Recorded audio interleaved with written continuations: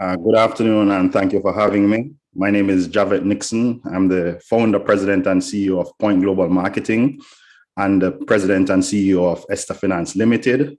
Point Global Marketing is a marketing and branding firm. Esther Finance is a financial inclusion firm that specifically works on peer-to-peer lending. We have a peer-to-peer lending platform called Eve.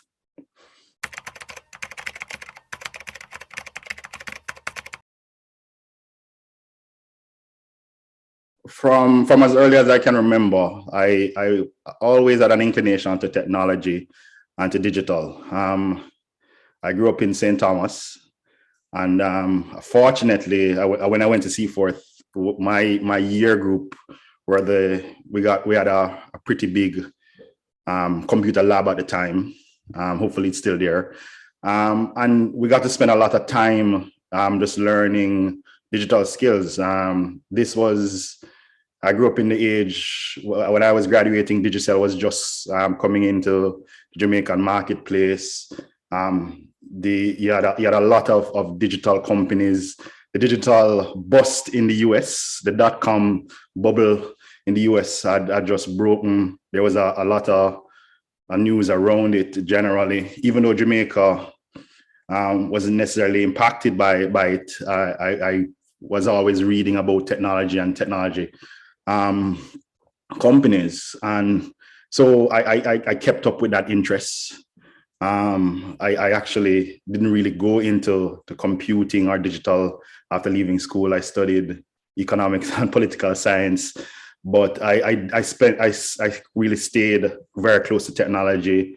And when I finished university, I started working for a company in the States that really premier for me was cutting edge at the time, because things like remote work they were already doing. They were using is a mortgage broker. They were working with lenders all over the US, and they were already allowing people to work remotely, and also using social media. And this was before social media was a thing. This is way back when MySpace was popular. High Five, I don't know if some people will remember, was popular. But that exposure and working with that company kind of got me thinking about what would be possible with social and how social could be used to market better. And I came back to Jamaica really kind of trying to figure out how Jamaica, we could give some of those skills to Jamaican companies. And I started working at MCIS Advance, which is in many ways the forefront of technology, certainly in the fintech financial technology in Jamaica. I worked on Advance Card. I was in charge of sales and marketing. And I tried to kind of convince my managers at the time that, yeah, we need to do digital. We need to do digital advertising, social media marketing, and everybody at the time would look at me like, what is this you talking about? Because it was a space where that wasn't a typical thing. There's a saying that nobody gets fired for putting an ad in the Gleaner or the Observer. And that was the era, the era that we're working in. But fortunately, I was in a very technologically driven environment, and I was around programmers. I was around people who were working in technology. So I got a lot of exposure to programming and agile development and software development. And even though I wasn't on the development side, I was on the product side, and I was communicating the benefits of digital products to clients. And that kind of is kind of my pathway to everything digital. And it really started from really an interest in how digital was done and how digital was affecting the globe and specifically our Caribbean environment.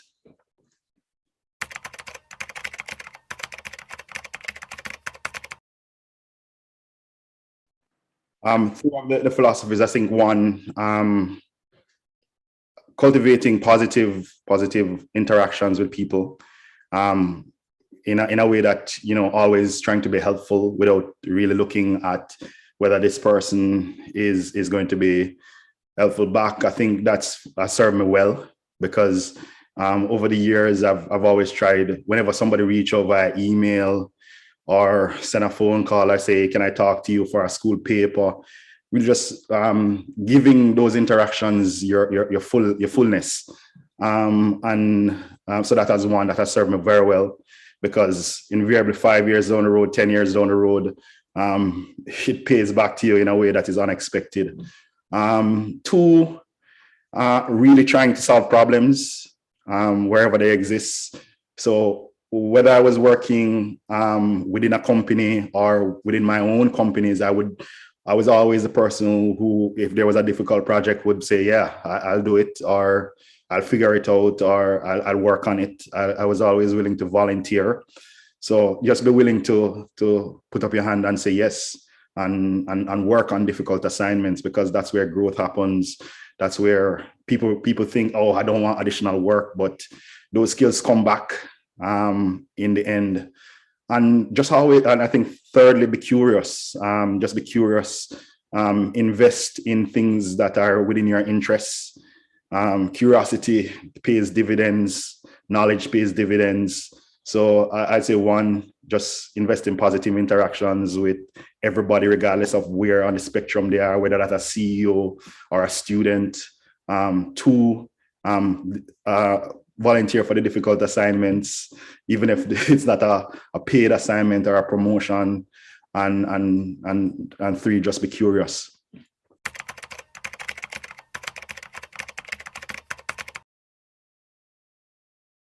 All right, so a backstory. My mother's name is Esther, and my mother has a very personal relationship with my business journey. My mother is also a business person, so that's kind of the backstory behind the name. My mother is also a very religious person, although I am not, but she is. But some values are channeled through that. But on a whole, ever since I started Point Global, I've always looked for, how do we serve the underserved? So in the case of Point Global, we looked at, how do we serve emerging businesses? Because these are the businesses that are most in need of marketing, with the least resources to do so, and the businesses that people are least willing to help because they have the least resources to do so. So I personally have always looked at spaces for underserved. Specifically with Esther Financial, a friend of mine, COVID happened. So we had all of you couldn't see your friends. So we had all of these kind of teleconference conversation with your friend, you have the virtual birthday parties, you have the virtual conversations. And I was having a conversation with a friend of mine, and we started thinking about the lending space, because he had just gotten a car loan, and we started looking at the lending space, but specifically looking at the lending space and the financial space in Jamaica, because there are so much things happening overseas, but those things don't seem to translate to the local market. In terms of the financial services, whether that is sophisticated financial tools for the retail sector, or just lending. So we started looking at companies that were doing what we call financial education properly. And this is just talking to persons about, how you structure your finance. I worked in banking for 5 years, and I was a corporate lending officer for 5 years. So I had a lot of experience about how lending was done in the Jamaican space. And he also works at a financial institution. So we were kind of looking at it from that angle. We're also very digital people. So we're looking at how digital affects everything. And the argument went to, things like blockchain and smart contracts, and how things like Zello in the States work, and Venmo and LearnVest was working. And I left the conversation really thinking about the fact that financial services generally are moving to a place of what I consider mutuality, which is two parties that are on equal footing, really discussing how they can assist each other. And that's how peer-to-peer came up, because if you really think about why social media is so important, is because it's peer-to-peer. It's because you are dealing with people who you're either connected to through a social experience or through another experience. So I came away from a conversation with the thesis that because of technology, because of where we were with social, because of the technology at our disposal, because of things like blockchain technology, that ultimately, yes, you will have big companies in the financial space that are structuring big transactions, but ultimately it's really a peer-to-peer relationship that will be that's going to be the most disruptive in the space, and that will affect everything from we see it already with social selling, where an artist who is painting can go on their social media presence, or somebody who's doing small videos can go on their social media presence and monetize what they're doing. And in the same, so why would that not affect how we do financing, especially when it comes down to microfinancing? So again, fortunately, I've run Point Global for 10 years. We have a good development team that build products for people. Point Global has a strong vertical in the financial space as well. We work on a lot of digital projects across that space. So we immediately kind of brought the idea to the team and started building products and services and talking to people around that. And it kind of unfolded very quickly from there.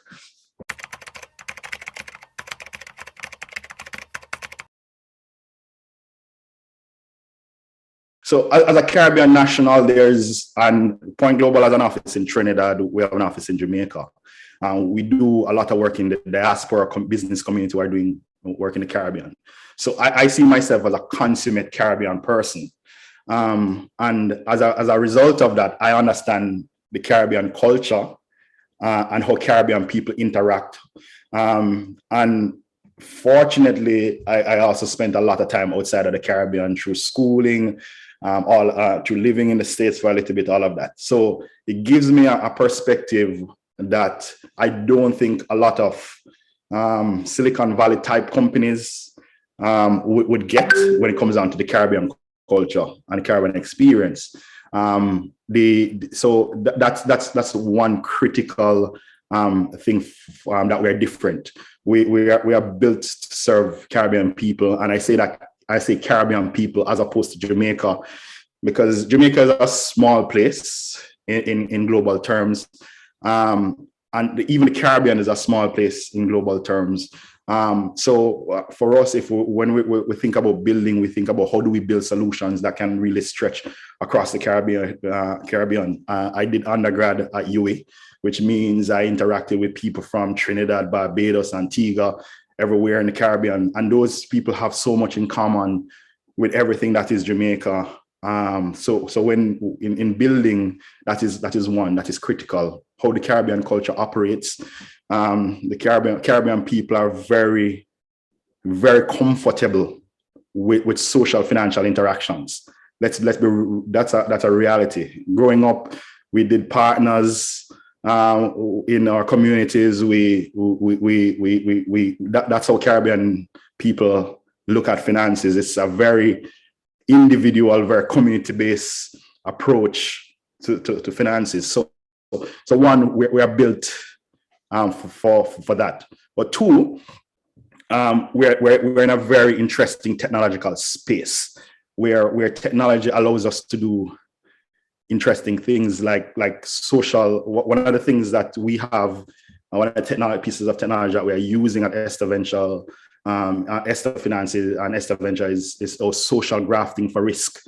And what that means is that you look at people's social behavior online, in addition to like data from their bank statements and stuff like that. And you can actually have a pretty good assessment of their ability to pay and stuff like that. So the technology landscape gives us the ability to do risk assessments in a far more integrated way, based on what the technology and the social space allows us to do.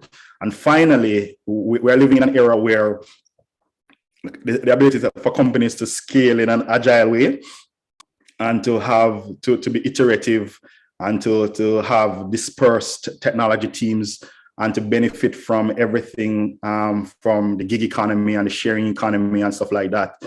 So we are really built like a Silicon Valley, in a very Silicon Valley way.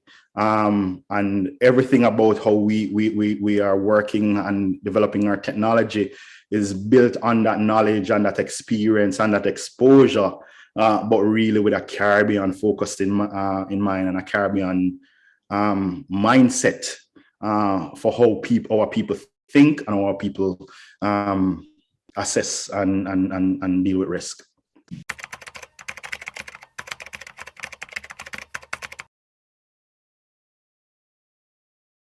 So absolutely. One, we're focused on peer-to-peer, and we're focused on figuring how to do peer-to-peer properly in the Caribbean context. We just finished a seed round that we're really grateful. We thought we would have been in it for the next year, but we were able to reach our funding target very quickly. So for right now, where we are is really building out the technology and building out the technology team to offer the service. We have signed probably in the last week 3 very, very important elements that we can't announce now, but but they're massive for a Caribbean business. It gives us access to resources that are really international best practices, and where all the big tech companies are for scaling, for reaching people, for developing things like our empathy mapping for our clients and stuff like that, which will see us being able to communicate really with the best of them.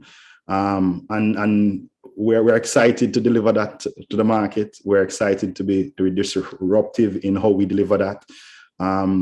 There are some initiatives also in the Jamaican space, like our digital currency and the ability to issue digital currency wallets that really goes to the heart of peer-to-peer and goes to the heart of how people can transfer money and how people can actually deliver financial services. There are 2 acquisitions that are in the Jamaican technology and financial space that we're talking to entities around acquiring to help us deliver those services. In at least one of those cases, it will be a major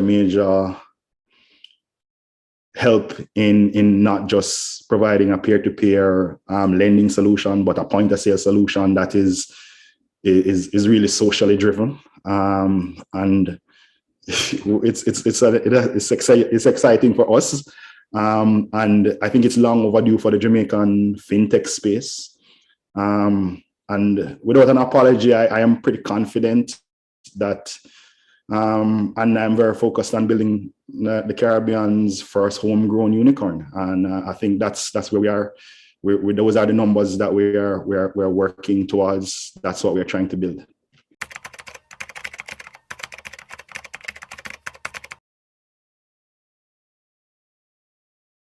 It's rooted in solving problems that are personal. My own entrepreneurial journey is very personal. It's very wrapped up in family. It's very wrapped up in who I am. And I solve problems that are close to me. So my philosophy is really around that. Solve problems that are close to you, that are personal for you, that you will stay with for a long time. So it's really around those kind of philosophies around how do I solve something that affects people around me, affects the society in a real way, can really have impact on individuals. So I've always tried to kind of solve problems that are really close to home. I would encourage everybody to do that.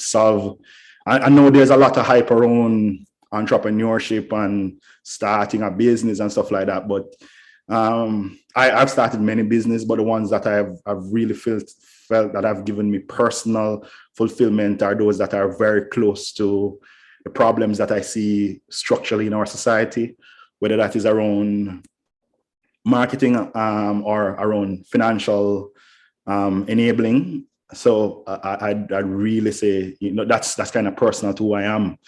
And that's what I would encourage anybody to work on. You don't have to come up with a big solution right away. Like, I've been an entrepreneur for close to 15 years now, working on different projects. So, and all of those projects has led me to my ability to do what I'm doing now.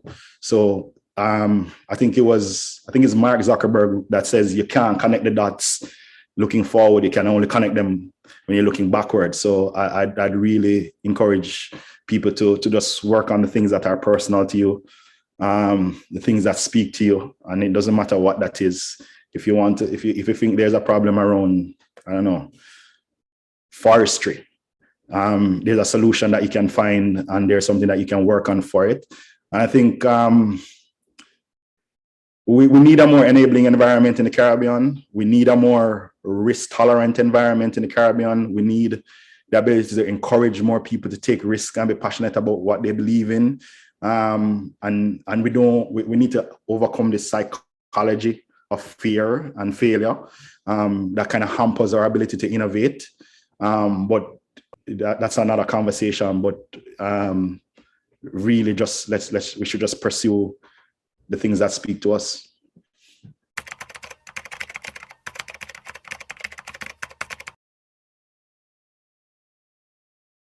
Again, when it comes down to Esther, I'm very, very focused on how to improve financial inclusion in the Caribbean.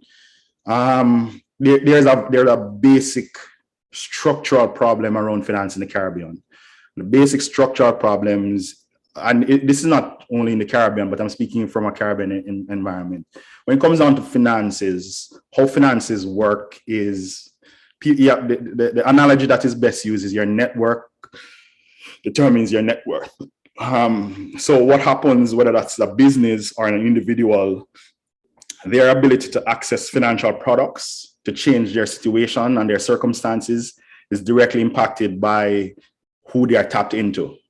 But the problem with that is in a Caribbean environment, we have even though we don't admit it, we have very tight social circles. We have very tight financial circles. Everybody in the financial space who are making deals are speaking to the same people and making deals with the same people. And what that invariably does, it locks segments of the population out of the financial space and the ability to kind of impact the financial space.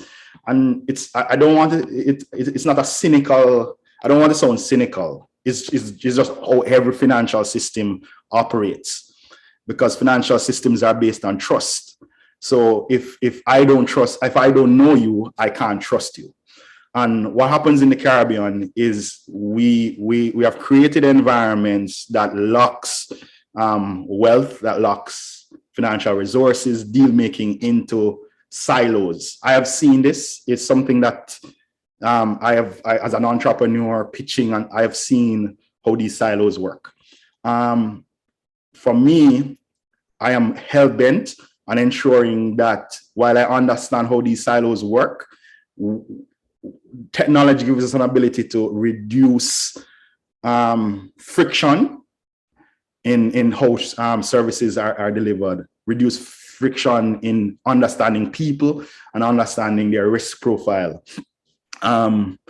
One of I've been reading Hernando Sato, and he has a thesis around how wealth creation operates, and he has data that shows that people who are quote unquote poor are only poor because of an inability to monetize assets that they might have. And and that's really typical of the Caribbean environment. The ability to look at your assets, whether that's a piece of land, that's whatever, and monetize that, really affects our ability to kind of unlock wealth. But technology gives people the ability to kind of enable that, whether that's from a business standpoint or an individual standpoint. So financial inclusion is the big elephant in the room across the Caribbean that we want to impact. We believe that with technology, financial trust becomes easier because knowledge of the individual that you're working with becomes easier. And technology gives us the ability to find a way to ensure that trust is enhanced, that knowledge of people is enhanced. So when somebody wants to go study at UTech, they want to go study at UTech or UA or NCU because they are trying to better themselves. There's no sense in retarding their ability to do that on the basis that they are from a community that you might not know them for 10, 15, 20 years. So we're all about financial inclusion. Is the hallmark of everything that is that is Esther. And it's kind of what we're just tunnel vision in ensuring that we impact.